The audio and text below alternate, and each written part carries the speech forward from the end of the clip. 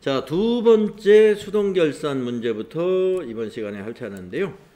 문제 읽어보면 12월 31일 현재 단기 차입금에 대한 기간 경과분 이자 30만 원이 장부에 미계상되었다라고 했습니다. 그러니까 12월 31일이 지금 결산 시점인데 단기 차입금, 돈을 빌린 것 중에 30만 원이 이자가 이미 발생을 했다는 거예요. 그런데 그것이 이제 여기서 말하는 기간 경과분에 대한 이자입니다. 그러면 이제 차입금에 대한 이자가 뭐겠어요? 이자 비용이잖아요. 이자 비용. 이것이 아직 장부에 미계상되었으니까 이거 차변에 이자 비용 발생시켜주면 되는 거죠. 그래서 차변에 이자 비용 30만 원 비용 발생. 그러면 대변을 뭘로 하느냐? 자, 지급을 안 했단 말이에요. 그래서 대변의 부채인 미지급 비용으로 처리하면 되죠. 미지급 비용. 대변의 미지급 비용 30만 원이 되겠습니다. 결산 수정분계 이것을 해주시면 된다. 그러면 해볼까요? 자, 12월 31일 일반전표 계속해서 입력하겠습니다. 차변의 이자 비용 30만 원 되겠고 931번 30만 원 되겠고 대변의 미지급 비용이에요. 미지 엔터 부채입니다. 미지급 비용 262번 30만 원. 이렇게 일반전표에 12월 31일자로 입력을 하시면 되겠습니다. 이것은 우리가 비용의 발생이죠. 네, 아까 우리가 처음에 했던 이 1번 전표 이거는 비용의 이연에 해당이 되고 방금 한 비용을 발생시킨 이 거래는 비용의 발생에 대한 결산 수정분계가 되겠습니다. 하나씩 냈네요. 비용의 이연, 이거는 비용의 발생. 자, 세 번째 문제를 또 보겠습니다. 결산일 현재 정기예금에 대한 기간 경과분 미수이자. 자, 예금을 했는데 기간은 지났어요. 그 기간 지난 거에 대한 이자를 계산해 봤더니 25,000원인데 그것이 결산에 반영되어야 된다 이 말입니다. 그러면 미수이자는 우리가 미수수익이라는 계정과목으로 사용하시면 돼요.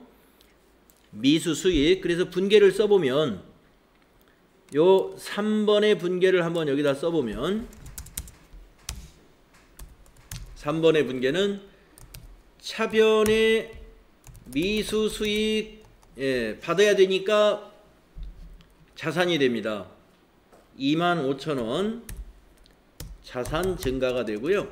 대변은 이자 수익을 발생시켜야죠. 이자 수익, 정기예금에 대한 이자 수익 발생시킵니다. 25,000원. 이러한 수정분계를 해야 된다 이 말이죠. 그래서 미수수익은 이게 우리 자산에서 배웠었어요. 당좌자산에서 자산 증가요. 대변의 이자 수익은 수익 발생. 이것이 바로 수익 발생에 대한 수정분계 사항입니다. 자, 그러면 이것도 입력할까요? 자, 일반전표에 12월 31일자 차변의 미수수익 입력하겠습니다. 차변의 미수수익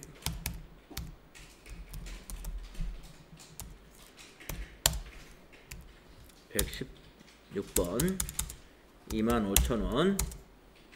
대변은 이자 수익이죠. 수익 발생 901번 25,000원.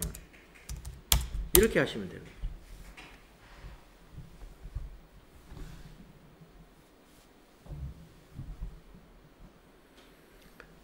자, 그 다음에 네 번째 문제 보겠습니다.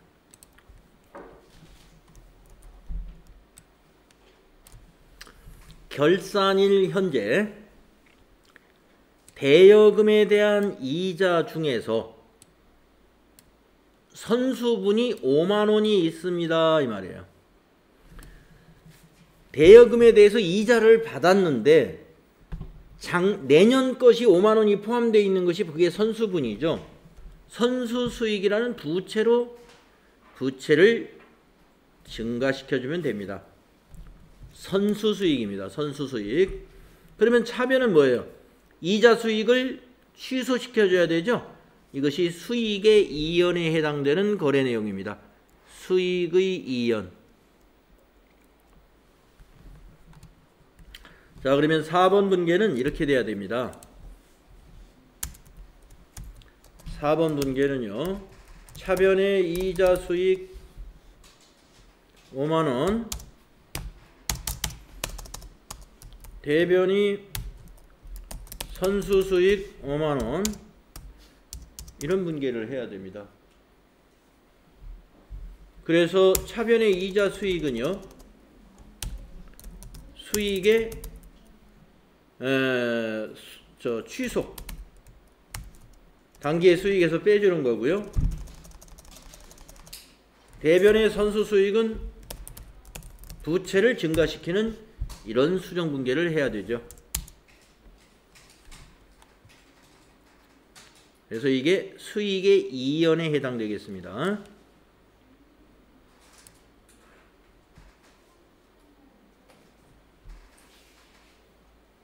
자, 12월 31일자 일반전표에 입력을 하겠습니다. 차변의 이자 수익 5만 원,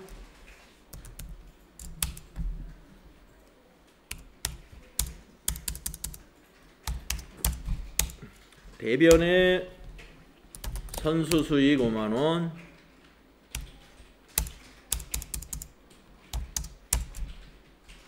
이렇게 하시면 된다.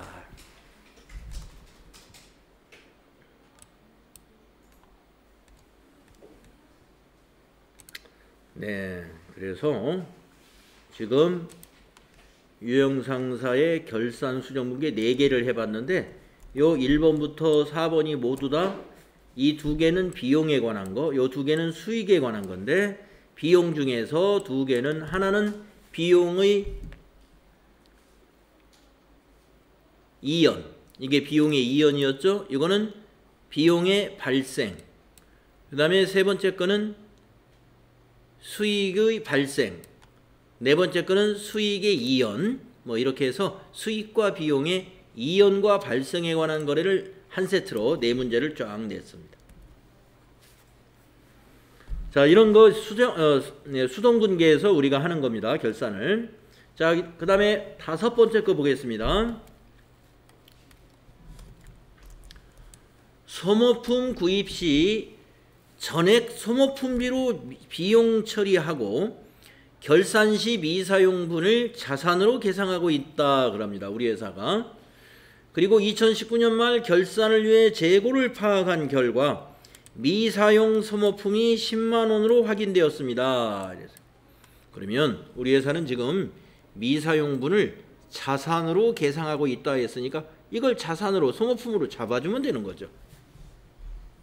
그러면 구입 시에 전액 비용으로 처리했으니까 비용에서는 빼주고 자산으로 잡아주고 재고를 이 10만 원을. 그러면 분계가 어떻게 되느냐? 5번 분계는 이렇게 해야 됩니다. 자, 자산으로 잡아야 되니까 자산 증가는 차변이죠. 차변의 소모품이 10만 원이 됩니다. 자, 비용에서 빼줘야 되니까 비용을 취소시키는 건 대변에서 취소시키죠. 소모품 B입니다. 10만 원. 이런 분계 시 차변과 대변을 뒤바꿔서 절대 쓰시면 안 돼요. 제자리를 잘 잡아요. 이게 자산 증가요.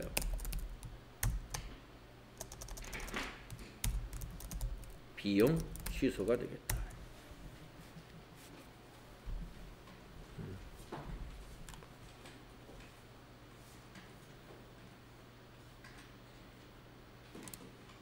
네.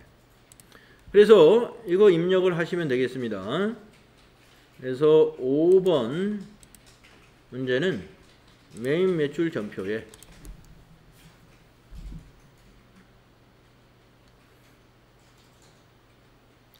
차변의 소모품 10만원, 대변의 소모품 B 800번대죠. 830번 10만원 이렇게 하셔야 된다. 이렇게 들어가야 됩니다. 자, 여기에서 제가 이제 결산, 우리 NCS 평가 문제의 결산에 요 1번부터 4번 사이에서 한 문제 됩니다. 그러니까 수익과 비용에 대해서 월할 계산해야 되는 문제가 하나 있을 거예요. 예, 월할 계산을 잘 해가지고 예, 분계를 하면 돼요. 예, 이 4개 중에서 한 가지 나갑니다. 이와 똑같은 문제는 물론 아니에요. 예, 이와 똑같은 문제는 아니고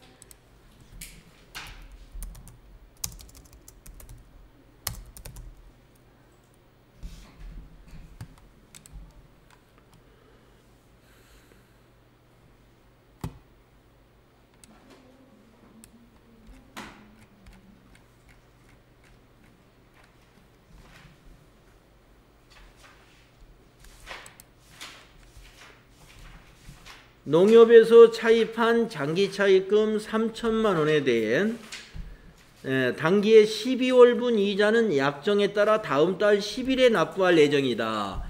이자율은 연 3%입니다. 12월 이자에 대한 결산 정리를 하시오. 이자는 월할 계산하며 11월 말까지 이자는 정확히 계상되었습니다. 이게 뭐예요? 비용의 발생에 대한 거죠. 12월달 이자 비용에 대한 결산 수정 분계를 기록하라. 12월달 이자 비용을 말이죠. 연리 3%로 계산해 가지고 여기다 비용 발생시키면 돼요. 그죠? 예. 그러니까 이것도 비용의 발생, 예. 손익의 발생과 이연해서 이런 것은 비용의 발생에 관한 것입니다. 12월분 이자를 계산할 줄 알아야 되고 그거를 비용을 발생시키는 분계를 여기다가 하시면 된다 이거예요. 그래서 이런 문제 아까 말씀드린 여기 이 수동결산 1번부터 4번 사이에 하나라는 게 예를 들면 저런 거다 이겁니다. 저런 문제 하나 나올 거다. 비용의 발생에 관해서 문제 나오는데 여기서는 예를 들어서 비용 발생이 지금 이거 하나 나왔잖아요.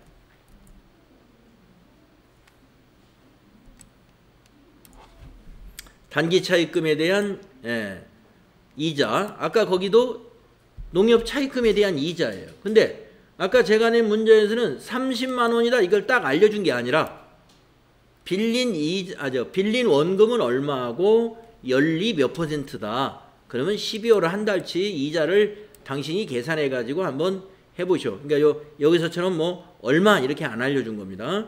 이자 계산을 하시면 돼요. 그래서 이런 문제로 결산 문제니까 결산 수정 분계에서 문제를 내야 되겠죠. 자, 그 다음에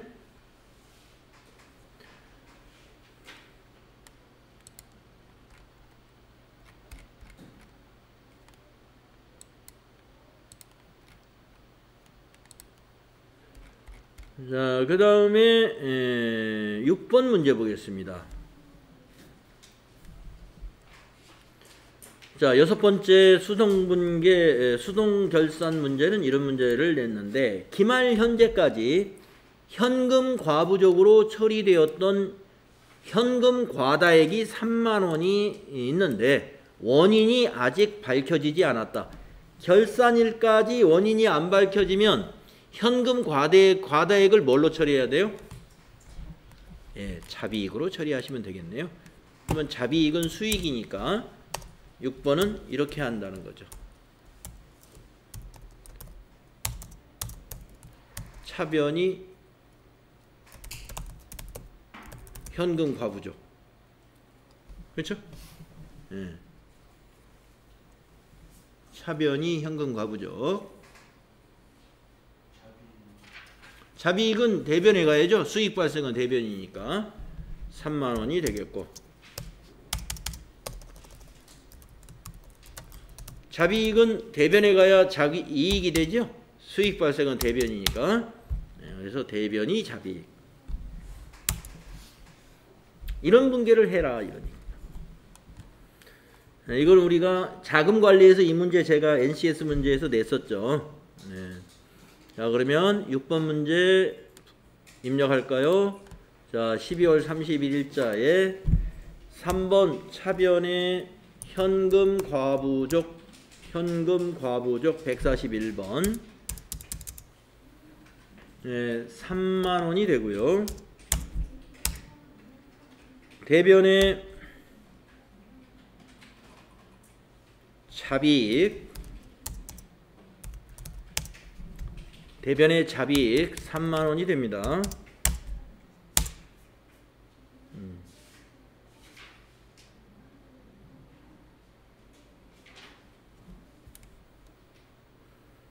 네. 그래서 6번 이렇게 하시면 됩니다. 자, 그 다음에 7번은 무슨 문제냐. 장기 차입금 내역이 이렇게 두 건이 있어요. 우리은행에서 3천만 원 빌린 거 장기 차입금, 그 다음에 경기은행에서 5천만 원 빌린 장기 차입금.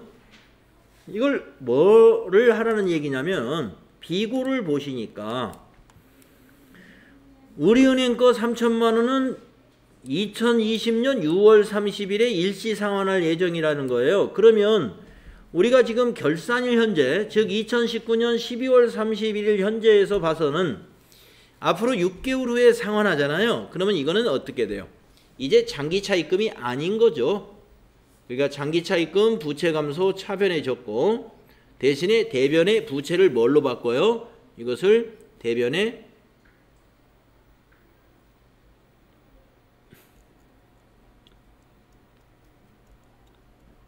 유동성 장기부채라는 개정 과목으로 대체시키는 거죠.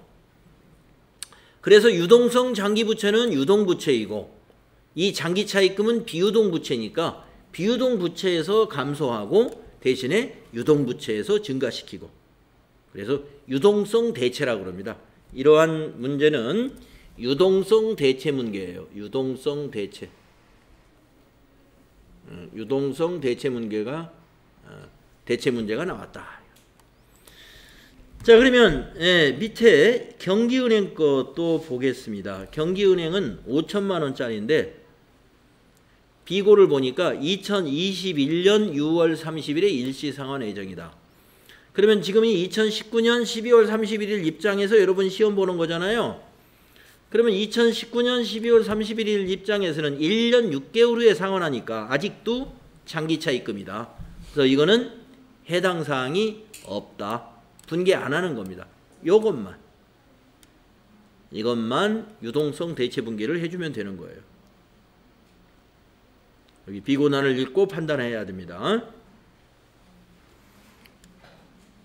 우리가 상환일이 1년 이내에 도래했을 때 그것을 유동부채로 전환을 해야 되거든요. 그때 사용하는 개정 과목이 유동성 장기부채입니다. 자, 입력을 합니다. 3천만 원만 해당이 됩니다. 이건 거래처도 입력해야 돼요. 은행들이 거래처로 여기 명시되어 있으니까. 자, 12월 31일자 일반전표에 차변의 장기 차입금 부채 감소 293번이네요. 은행은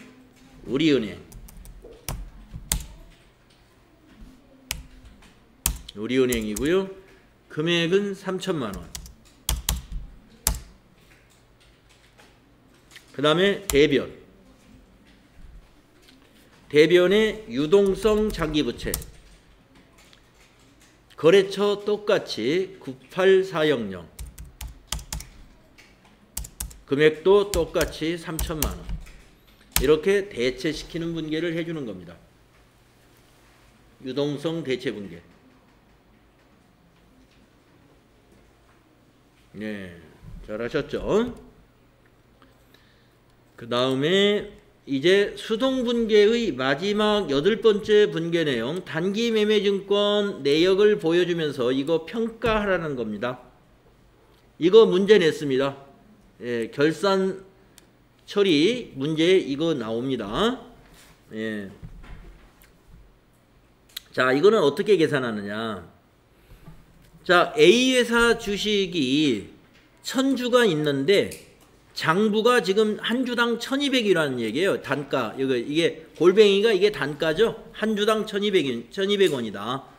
그런데 결산일 현재 여기 기말평가가 뭐냐면 공정가치입니다. 결산일 현재 공정가치가 1000원이래요. 그러면 마이너스가 일어났잖아요. 그러면 자산을 감소시켜야 되죠. 얼마를 감소시켜야 될까요? 한 주당 200원씩 1000주니까 20만 원이 감소죠. 다음 B회사 거 보겠습니다. 1000주가 있어요. 장부는 한 주당 6,000원이랍니다. 그런데 공정가치, 기말의 평가 금액은 5,500원. 이것도 떨어졌네요. 여기도 그러면 감소입니다. 한 주당 500원씩 1000주 50만 원이네요. 50만 원. 자, 그러면 두 개를 더하면 마이너스 70만 원이죠. 이 70만 원의 자산 감소, 무슨 자산? 단기 매매증권의 감소를 시켜줘야 돼요. 그러한 분계를 차변의 단기 매매증권 70만 원 해주시면 되겠고, 대변에는 이걸 뭐예요? 감소니까 죄송합니다. 대변이죠, 대변. 단기 매매증권 자산 감소는 대변이니까 대변의 단기 매매증권 차대변 바꾸면 큰일 납니다. 그리고 차변은 이게 손실로 기록합니다. 단기 매매 증권, 그렇죠. 평가 손실. 예. 70만 원. 그래서 차변의 비용 발생 단기 매매증권 평가 손실 70만 원이요. 대변에는 단기 매매증권 자산 감소 70만 원. 그렇게 하셔야 돼요. 예. 이렇게 해서 이거 단기 매매증권 평가에 관한 문제 제가 문제를 냈습니다. 예, 문제를 분명히 냈어요. 그래서 이거 할 줄 알아야 됩니다. 저는 가격이 오르는 걸로 했네요. 예, 가격이 저는 오르는 걸로 했고 여기 책에서는 지금 가격이 하락한 걸로 했어요. 예, 차대변이 반대로 바뀌면 됩니다. 자, 그러면 8번은 어떻게 입력하면 될까요? 이렇게 입력한다 이겁니다. 12월 30일자 차변에 손실이 발생합니다. 무슨 손실? 단기 매매증권 평가손. 가격이 올랐으면 단기 매매증권 평가익 905번이 될 것이고, 지금의 경우는 937번 단기 매매증권 평가손입니다. 그것이 70만원. 70만원이고요. 대변은 단기 매매증권 자산 감소. 107번 단기 매매증권 자산 감소. 이렇게 된다는 거죠. 그래서 가격이 오르면 이 차대변이 바뀌는데, 차변이 단기 매매증권이 올 것이고 대변이 단기 매매증권 평가손이 아니라 평가이익이 되겠죠. 그래서 단기 매매증권의 평가까지 지금 여기서 문제를 냈어요. 이런 사항들은 전부 수동결산 사항입니다. 예, 그래서 수동결산 사항 8가지 우리 같이 해봤습니다. 자, 다음은 이제 결산자료 입력이라는 메뉴를 이용해서 자동결산 해보시오. 자동결산은 딱딱 입력하고 점표 추가라는 단추만 누르면 되는데 준비가 다 됐는지 한번 쑥 훑어봐야 돼요. 자, 1번부터 보겠습니다. 기말 상품 재고액, 이건 준비하고 말 것이 없어요. 그냥 이것만 입력해주면 돼요. 2번 기말 현재 결산에 반영할 당기 상각비 내역, 건물 감가상각비 600 이대로 입력만 하면 되겠네요. 비품 이대로 입력만 하면 됩니다. 영업권의 상각비도 이대로 입력만 하면 됩니다. 이것도 준비할 게 없습니다. 이렇게 금액이 다 나와 있는 경우는. 만약에 고정자산 대장에 등록된 걸 이용해라. 그러면 가서 할 일이 있죠. 월별 감가상각비 계상을 해둬야 돼요. 그래가지고 그걸 자동 반영해야 되는데 이거는 그것도 아니고 하나하나 이렇게 금액을 특정해 주었기 때문에 이 금액을 갖다 입력해 주시면 끝나게 되겠습니다. 그 다음 3번. 대손충당금은 기말 매출채권 외상매출금과 받으러움에 대해서 잔액에 대하여 1%를 설정하다. 그런데 보충법이다. 이건 조회에서 계산을 해야 됩니다. 자, 이것은 어디를 가서 조회하는 게 좋으냐 하면은 합계잔액시산표 12월 31일자로 조회를 합니다. 그래서 외상매출금과 받으러움에 대한 대손충당금 설정을 얼마를 추가로 해야 되는지를 계산을 해야 됩니다. 자, 1%를 설정한다고 그랬는데 보충법이다 그랬어요. 한번 가서 들어가 볼까요? 자, 전체 메뉴 가셔가지고 합계 잔액시산표를 엽니다. 날짜는 12월 31일로 입력을 하십니다. 자, 외상매출금 잔액을 확인해 봤더니 이겁니다.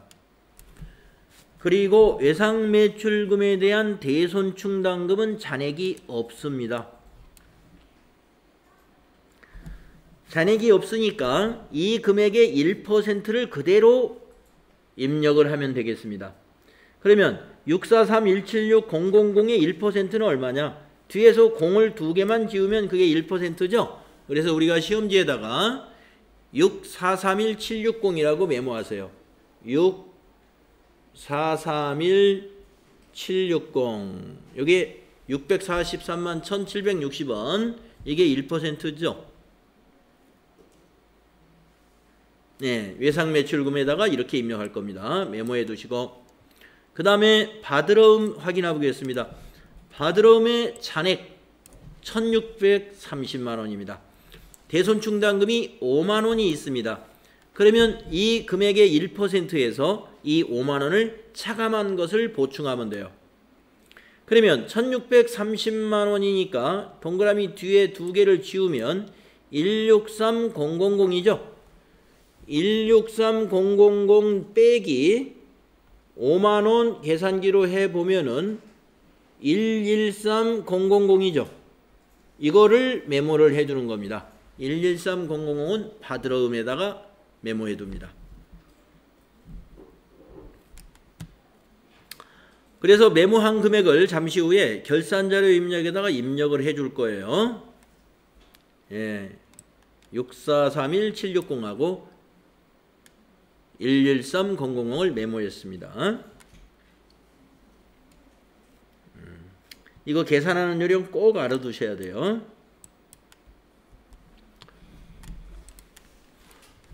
그 다음에 네 번째 자동결산 문제 보겠습니다. 12월 31일 현재 영업부 직원에 대한 퇴직금 추계액은 1,500만원이랍니다. 우리 직원들의 퇴직금을 계산했더니 1,500만원이래요. 12월 31일 현재로 우리 직원들이 다 퇴사한다고 가정을 했을 때 퇴직금이 1,500만원이다. 회사는 퇴직금 추계액 전액에 대하여 퇴직급여 충당부채를 설정하기로 하였다. 해당 계정을 조회하여 회계 처리하시오. 이 왜 조회하라고 했을까요? 퇴직금 충당부채가 퇴직급여 충당부채가 기존에 설정되어 있는 것이 있으면 그걸 뺀 나머지만 추가로 입력해야 돼요. 아까 조금 전에 외상매출금 받으러움의 보충법하고 원리가 같습니다. 자, 그래서 합계잔액시산표에 가서 비유동부채에 퇴직급여 충당부채가 남아있는지 보도록 하겠습니다. 자, 조금 전에 합계잔액시산표 12월 31일자로 작성을 해놨고 하단으로 내려가면 비유동부채 나옵니다. 퇴직급여 충당부채 과정과목 보이고 잔액란, 여기가 잔액이죠. 1,000만원 잔액이 있습니다. 그러면 추계액이 1,500이니까 우리는 입력을 이걸 다 해서는 안 되고 500만원만 입력할 거다 이렇게 메모해 두세요. 500만원만 우리는 입력해야 된다. 1,000만원이 잔액이 있는 걸 봤어요. 500만 원 입력하면 이게 1,500이 되는 거예요. 메모해 두시고 그 다음에 5번째 거 보겠습니다. 당기 법인세 추산액은 160만 원이다. 이것도 합계전액시산표를 봐서 이걸 다 입력해야 되는지 선납세금이 있으면 선납세금을 뺀 것을 입력해야 됩니다. 그리고 선납세금은 일반전표에서 법인세로 대체하는 분계를 별도로 해줘야 됩니다. 자, 그러면 아까 열어놓은 합계전액시산표에 선납세금은 당좌자산이기 때문에 당좌자산 안에서 선납세금을 찾아봅니다. 있습니다. 선납세금의 잔액을 보니까 46,200원 아마 원천징수 당한 것 같아요. 46,200원. 이거를 법인세로 돌려야 됩니다. 그래서 46,200원에 대해서 일반 전표에 먼저 분계를 합니다. 46,200원을 일단 메모해 두세요. 예, 메모해 가지고 그거를 먼저 분계를 합니다. 자, 일반 전표에 먼저 가야 돼요. 5번에 대한 선행 작업을 하기 위해서 일반 전표로 갑니다. 일반 전표 12월 31일자에 전표 하나 더 추가하겠습니다. 자, 선납세금 자산이 오늘은 법인세 비용으로 바뀌는 겁니다. 그러면 차변이 법인세 비용. 차변이 법인세 비용 998번입니다. 법인세 등 얼마죠? 46,000원. 대변이 선납세금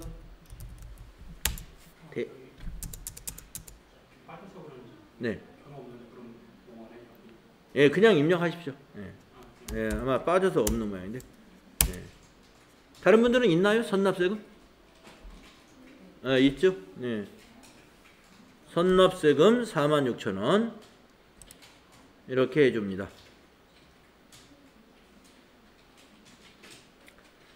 그렇게 되면은 어떻게 되느냐? 이제 합계전액시산표를 가보게 되면 이 분계에 의해서 합계전액시산표를 가보면은 여기서 조회를 누르게 되면 선납세금의 잔액이 46,200원이네요. 제가 200원을 빼먹었네. 예, 46,200원으로 전표를 다시 고치겠습니다. 일반 전표에서 제가 200원을 무시했어요. 46,200원으로 고치겠습니다. 금액을 고치면 돼요. 46,200원. 네, 고치고 합계전액시산표에 와서 조회를 눌러보시면 선납세금은 어떻게 돼요? 없어져요. 잔액이 없어졌죠. 대신에 이것이 어디로 왔을까요? 저 밑에 비용에 법인세로 왔어요. 46,200원 이렇게. 합계전액시산표 맨 끝으로 와보면 이렇게 변한 걸 볼 수 있습니다. 조회를 눌렀을 때. 그 다음에 대손충당금도 저 위에 올라가서 외상매출금에 대한 대손충당금이 아직 이거는 분계가 아직 된 게 아니죠. 선납세금만 했죠. 네네네. 나머지는 아직 된 게 아니에요. 자, 그래서 여기도 160만 원 빼기 아까 입력한 46,200원은 일반 전표에서 해결을 했잖아요. 그래서 46,200원을 빼주시는 거야. 그러면 법인세에다가 얼마 입력할 거냐면 이걸 빼보니까 1,553,800원이 나와요.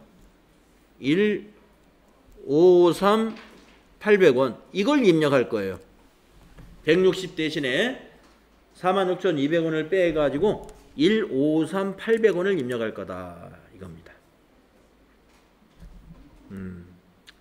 그러면 이제 결산사항 입력하도록 할까요?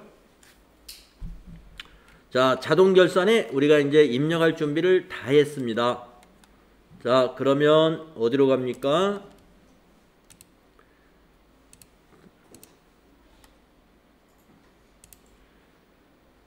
결산자료 입력이라는 메뉴 여기 있죠? 결산자료 입력 가십니다. 자, 갔으면 1월부터 12월로 입력합니다. 1월부터 12월 그리고 확인 눌러주시고요. 자, 우리 자동결산 1번 기말상품 재고액 800만원은 여기다 입력하는 거죠. 기말상품 재고액 800만원 이 자리에 입력합니다. 자, 그 다음에 감가상각비 있죠? 저 밑으로 내려갑니다. 판매비와 관리비 그 밑에 있습니다. 네, 감가상각비 여기 있네요. 건물, 차량 운반구, 비품으로 나눠져 있죠. 자, 거기 입력합니다. 건물은 600만원, 차량 운반구는 없고 비품이 120만원. 예, 차량 운반구 빼고 2개 입력하고요. 그러면 영업권 상각비는 어디 있느냐? 영업권은 비유동 무형 자산이기 때문에 밑에 무형 고정 상각이 따로 있죠. 영업권 여기 대손 상각 밑에 있어요. 여기다가 150만원 입력합니다. 1500 플러스. 네. 그러면 이제 영업권에 대한 상각은 무형자산 상각비가 되고, 건물과 비품에 대한 720만원은 그냥 감가상각비가 되는 거죠. 그렇게 다르죠? 무형자산 상각비 150, 감가상각비 720이 되는 겁니다. 그리고 건물과 비품은 감가상각 누계액이라는 것이 생기지만 영업권은 직접 상각을 하니까 대변이 바로 영업권이 됩니다. 나중에 전표 추가를 해서 확인해 보시면 되겠어요. 자, 그 다음에 3번 대손충당금 아까 계산해 놓은 거 입력하겠습니다.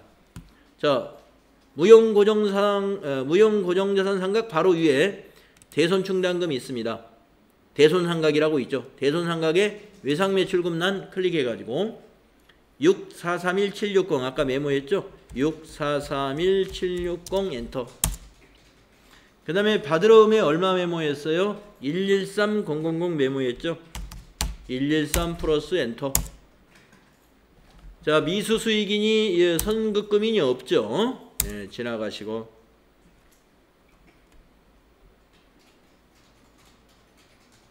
다음은 4번은 뭡니까? 4번은 퇴직급여 충당부채죠. 퇴직급여 충당부채는 위에 올라가야 됩니다. 우리가 저기 바로 여기 잡비 바로 밑에 있습니다. 퇴직급여 전입액에다 입력하는 거예요. 퇴직급여 충당부채 여기 퇴직급여 전입액 여기에 퇴직금 추계액을 넣는데 1000만원의 잔액이 있으니까 500만원만 여기다 입력한다 그랬죠. 네, 그래서 여기다가 5 플러스 엔터로 입력합니다. 자, 이제 5번 법인세 추산액이 160인데 아까 46,200원은 일반 전표에서 법인세로 대체시켰으니까 거기 빼놓은 거 있죠. 1553800원을 맨 밑에 있습니다. 법인세 계상. 벌써 46,200원은 여기 와 있죠. 아까 그 분계에 의해서. 그러니까 그 밑에다가 그 차액만 여기다 입력합니다. 1553800원 입력하면은 여기가 160으로 바뀌어요. 법인세 등 여기 9번이 160으로 바뀌는 걸 알 수 있습니다. 요 두 개가 더해져서 이쪽으로 오죠. 자, 실제 시험에서는 자동결산 하나만 나올 겁니다. 하나만. 네. 자, 유형상사는 여러 개를 잔뜩 연습해 본 거예요. 자, 이제 마무리를 할 때 뭐를 해야 돼요? 전표 추가를 꼭 눌러야죠. 그래서 전표 추가 누르세요. 그리고 예 하면은 전표 추가가 완료되었습니다. 확인 누르시고 일반 전표에 12월 31일자로 가서 보시면 이와 같이 전표가 결차 결대라는 이름으로 10번 전표, 11번 전표, 12번, 13번, 14번, 15번까지 완성돼서 이쪽으로 넘어옵니다. 이게 1년에 한 번이에요? 네, 1년에 한 번 합니다. 그러면 월 마감은 안 해요?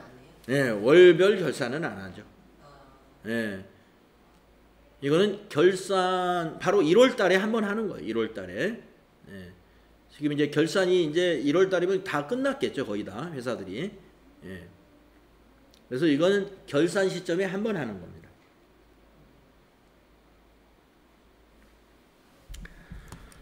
자, 그렇게 해서 유형상사의 수동결산과 자동결산을 마쳤는데, 여기서 또 결산분기에서 중요한 것이 이제 이거 문제 낼 겁니다. 상품 매출원가 대체분계. 이 결차가 차변이에요. 차변의 상품 매출원가. 대변이 상품입니다. 이게 뭐예요? 9,995만 원이 상품 매출원가예요. 이 상품 매출원가는 어떻게 계산됐을까요? 기초상품 재고액 더하기 단기상품 매입액 빼기 기말상품 재고액이죠. 그렇게 계산해가지고 상품 매출원가 대체분계를 하라 그러면 차변이 상품 매출원가 비용 발생, 적용은 상품 매출원가 대체, 대변이 상품, 그리고 적용은 상품 매출원가 대체. 여기서 상품에 대한 적용 이거는 꼭 써줘야 돼요. 상품 매출원가 대체라는 거. 이거 분계할 줄 알아야 됩니다. 손으로 쓸 수 있도록. 예. 문제를 제가 냈어요. 상품 매출원가 대체 분계. 적용까지 꼭 써라라고 문제를 냈습니다. 자, 그래서 유형상사의 결산까지 마무리했습니다. 예, 그러면 이제 사실상 끝났어요. 이제 남은 것은 유형상사의 장부조회 문제입니다. 장부조회 문제는 우리 시험에서 두 문제가 나오는데 너무 쉽게 나와요. 예, 그래서 유형상사의 장부조회 문제는 여러분이 개인적으로 해보는 걸로 하고 여기까지 이 장을 마치는 거예요. 그래서 이제 다음 시간에는 우리가 뭘 해야 되느냐? 우리 시험 준비하는 2월 14일까지는 이 모의고사 그냥 패스하겠습니다. 시간이 남으면 모르겠지만 기출문제를 풀겠어요. 저 뒤에 가서. 그래서 이제 남은 시험 보기 전날까지는 기출문제를 계속 풀어서 문제 적응력 또 모르는 것들 마무리하는 그런 시간을 갖겠습니다.